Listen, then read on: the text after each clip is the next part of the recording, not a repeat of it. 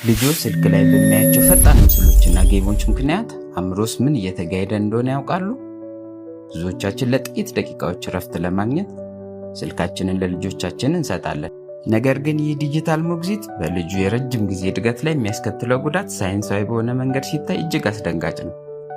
ዛሬ በቪዲዮአችን ከ1 እስከ 3 ዓመት ባለው የዕድሜ ክልል ውስጥ ላሉ ሕፃናት ስልክ መስጠትና ጌም እንዲጫወቱ መፍቀድ የሚያስከትላቸውን ጉዳቶችና መፍትሄዎቻቸውን እንመለከታለን። እስከ መጨረሻው አብራችሁን ቆዩ። ለቻናሌ አዲስ የሆናችሁ ሰብስክራይብ በማድረግ የቤተሰቤ አባል ይሁኑ። ሕፃናት ከ1 ዓመት እስከ 3 ዓመት ባለው ጊዜ ውስጥ የአእምሯቸው እድገት በ85 በመቶ በሚሆነውን ያጠናቀቃል። በዚህ ወሳኝ ወቅት ስልክ መስጠት ማለት ምን ማለት ነው? ስልክ ላይ ያሉ ጌሞችና ቪዲዮዎች በጣም ፈጣን ናቸው። ይህ ደግሞ የሕፃናትን አእምሮ ዶፓሚን የተባለ ኬሚካል እንዲያመነጭ ያደርገዋል።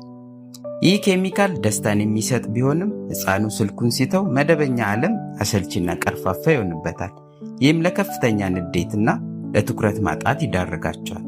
በቀን ውስጥ ለ30 ደቂቃ ስልክ የሚያዩ ሕፃናት ለንግግር መዘግየት ያላቸው ተጋላጭነት በ49 በመቶ ይጨምራል። ሕፃናት ቋንቋ የሚማሩት ከሰው ጋር በመነጋገርና የሰው ፊት እንቅስቃሴን በማየት እንጂ ስክሪን በማየት አይደለም።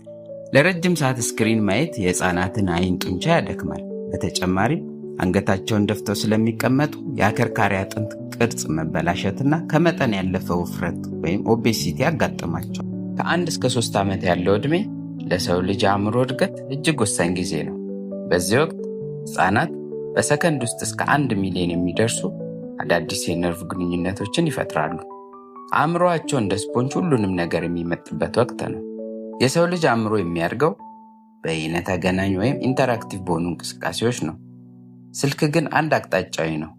ልጆ ስልክ ሲመለከት አእምሮ መረጃን ዝም ብሎ ይቀበላል እንጂ ምላሽ አይሰጥም።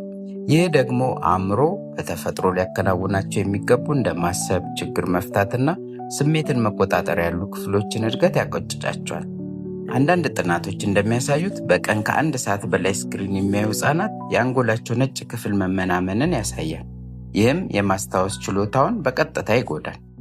ብዙ እናቶች ልጄ ለምን እስካሁን አልተናገረም ብለው በጭንቀት ይጠይቃሉ። መልሱ እጃቸው ላይ ባለው ስልክ ውስጥ ሊሆን ይችላል። አንድ ሕፃን ቋንቋ የሚማረው የሰውን የፊት ገጽታ በማየት የከንፈር እንቅስቃሴን በመታዘብና ስሜትን በመጋራት ነው። ስክሪን ላይ የሚታዩ ፈጣን ምስሎች ግን ይህንን እድል አይሰጡትም። አንድ ሕፃን በስክሪን ፊት የሚያሳልፈው እያንዳንዱ 30 ደቂቃ የንግግር መዘግየት የመጋለጥ እድሉን በ49 በመቶ ይጨምራል። ከዚህም በተጨማሪ ልጆ ከሰው ጋር አይን ለአይን መገጣጠም ሊጠላ ይችላል። ይህ ደግሞ ወደፊት ለከፋ ማህበራዊ መገለልና ለኦቲዝም መሰል ባህሪያት ተጋላጭ አድርጓል። ልጆ ስልኩን ሲነጠቅ ወለል ላይ ተኝቶ ይጮሃል፣ ያማርራል። ይህም የባህሪ ችግር ብቻ አይደለም፣ የሱስ ምልክት ነው።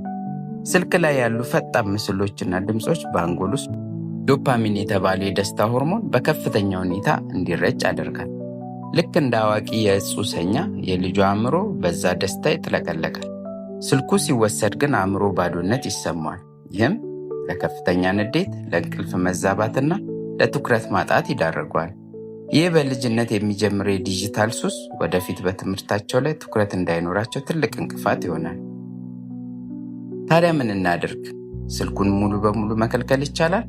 አዎ፣ በተለይ ከ2 ዓመት በታች ላሉ ሕፃናት የግድ ነው። ይህንን ችግር ለመፍታት የሚቀጥሉትን መፍትሄዎች መጠቀም ይችላሉ። ምግብ ሲመገቡ አውሩላቸው፣ ታሪክን ንገሯቸው። እንደ አሸዋ፣ ውሃ ወይም የእንጨት መጫወቻዎችን ይስጧቸው። ይህ የእጅና የዓይን ቅንጅታቸውን ያሳድጋል። እናንተ ራሳችሁ ስልክ ላይ የምታሳልፉትን ጊዜ ቀንሱ። ልጁ የሚያደርገው እርሱ የሚያደርጉትን እንጂ የሚሉትን አይደለምና። ልብስ ሲያጥፉ ወይም ጥራጥሬ ሲለቅሙ አጠገቡ አድርገው ያጫውቷቸው። ይህም ትኩረታቸውን ይገነባል። በመጨረሻም ውድ ወላጆች፣ ዛሬ ለልጆ ዝም እንዲልሉ የሚሰጡት ስልክ ነገ ዋጋ እንዳያስከፍሎ ተጠንቀቁ። የልጆ አእምሮ በዋጋ የማይተመን ትልቅ ሀብት ነው። ይህ መረጃ ለብዙዎች እንዲደርስ ቪዲዮ ላይክ ማድረጋችሁን እንዳትረሱ። በእነዚህ ነጥቦች ላይ ያላችሁን ሀሳቦች ወይም ያጋጠማችሁን ችግር ኮመንት ላይ ጻፉልኝ። በሚቀጥለው ቪዲዮ ስለ እርግዝናና ሕፃናት ጤና ሌላ አስገራሚ መረጃ ይዤ እስክመጣ ድረስ ሰላም ሁኑ።